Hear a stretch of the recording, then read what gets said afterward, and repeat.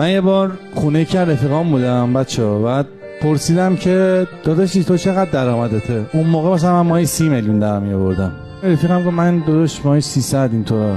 گفتم 300 میلیون ما یهو تو وجودم یه حسودی به این رفیقم شکل گرفت. به خدا میتونستم اینو پرورشش بدم بزرگ شه، ولی رفتم هم لحظه تو تراس کشتمش. این آدما میذارن یه سری حساتشون بزرگ میشه، تو باید بکشیش، باید همون لحظه بری با خودت و خدا ردش کنی بره. رفتم سعی تراس کردم خدایا به این بده 1.300 ماهی، به منم 300 بده.